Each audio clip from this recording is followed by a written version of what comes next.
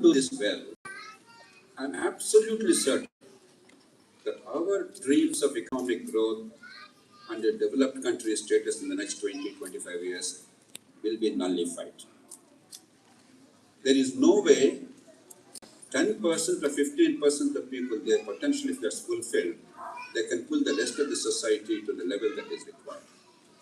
There is no way the society will be stable. If 90% of the children, they have aspirations, somebody talked about social media, they have aspirations, they see social media, they think miracles will happen in their lives, but the capacity is not given to them for no fault of theirs. There's no way they'll allow political stability or social order. We'll all pay a heavy price. It's not because of our sense of charity or compassion that we should do the right thing. It's for our own sense of self-preservation. Ensure that our children prosper, that they live in a society of dignity and of harmony. The state, the market, and the society must work together. There's nothing more important than this. I'm great optimist about our country. Even as I recognize the many failings of our society and polity, I feel very proud about the many great strengths of our society and culture. But if there is one thing where we spectacularly failed in the past 80 years after independence, it is education.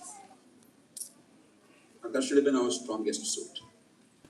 That should have been by far our strongest suit, because culturally, throughout our history, we celebrated education. We worshipped education. And we took pride in learning and culture. And that's such a culture, such a civilization has come to this sorry pass that only 15% of the kids are somewhere here fulfilling their potential. 80-85% are not able to. They cannot be a greater tragedy. And we are about the worst in the world among significant countries. I'm not saying this to depress you. We need to lift ourselves out of this morass. Some years ago, there was a survey called PISA. How many of you heard of PISA survey? Yes. The OECD countries, rich countries at the age of 15, measure their educational outcomes just to compare and then to try and improve.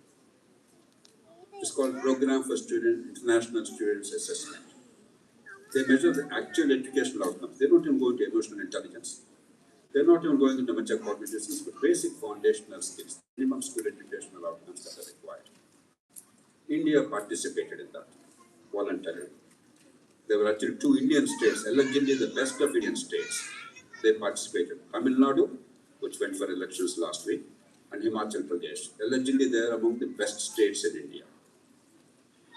74 entities or nations participated. Can you guess what India's rank was?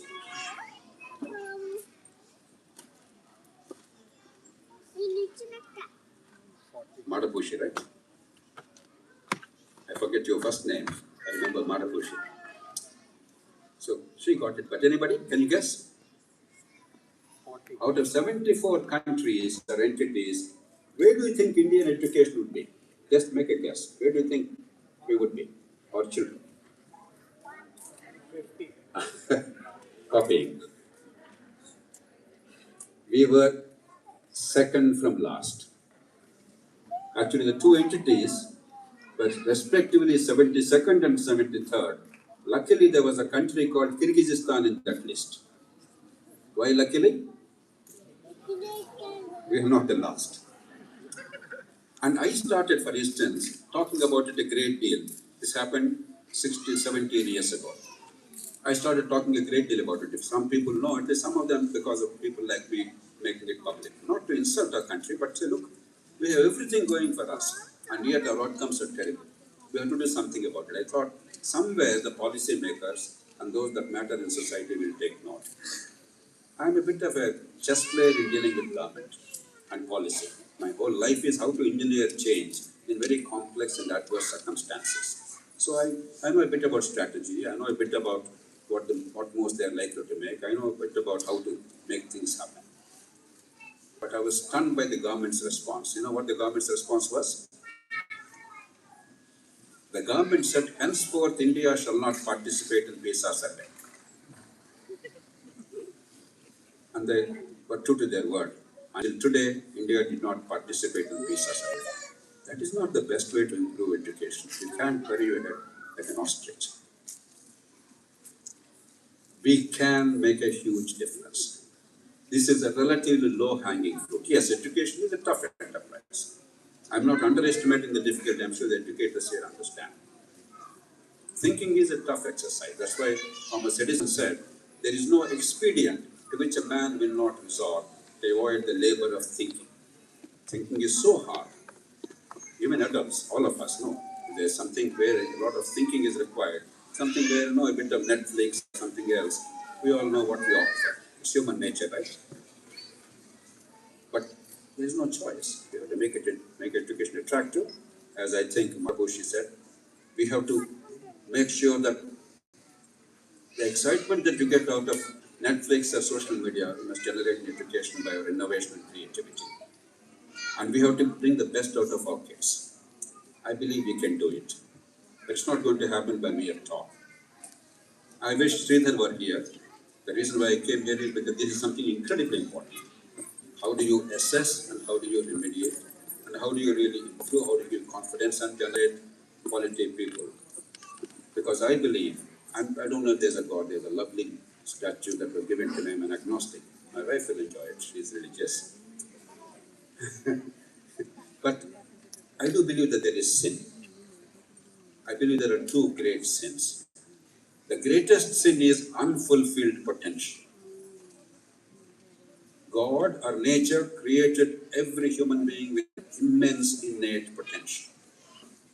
It is the society to nurture that potential, fulfill that potential, give that child an opportunity to fulfill the potential wherever the genes and the ability and aptitude and hard work can take that child. If the society fails that, and merely because of the circumstances of birth, a child is denied this opportunity, that is the greatest sin. The second greatest sin is avoidable suffering.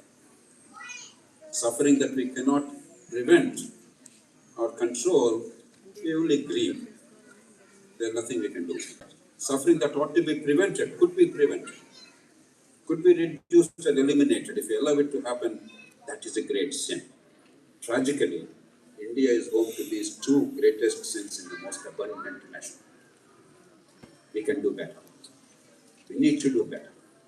We have everything going in our favor. With the current resources, current technology.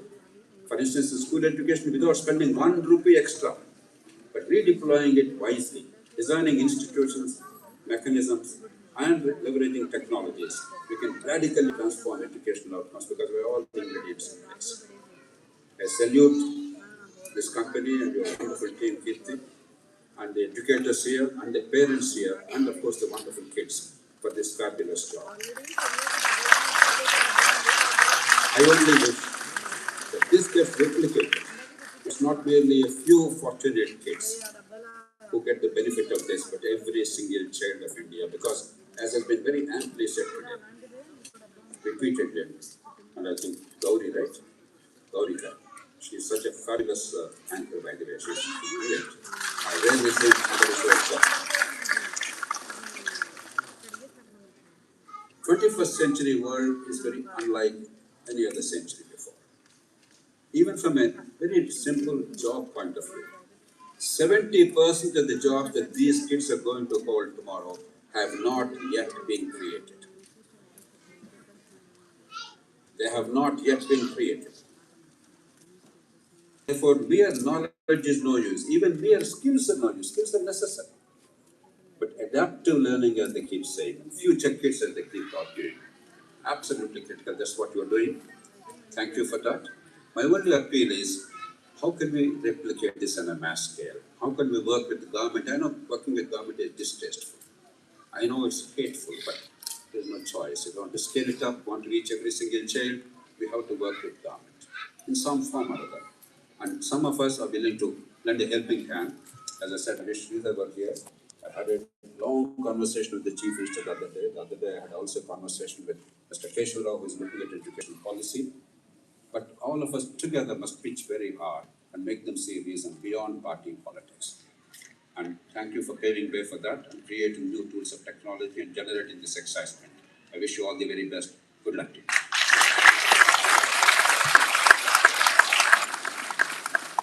That was so incredibly insightful, and I think this one sentence we're all going to carry with us throughout our lives that the biggest sin is untapped potential, unfulfilled potential.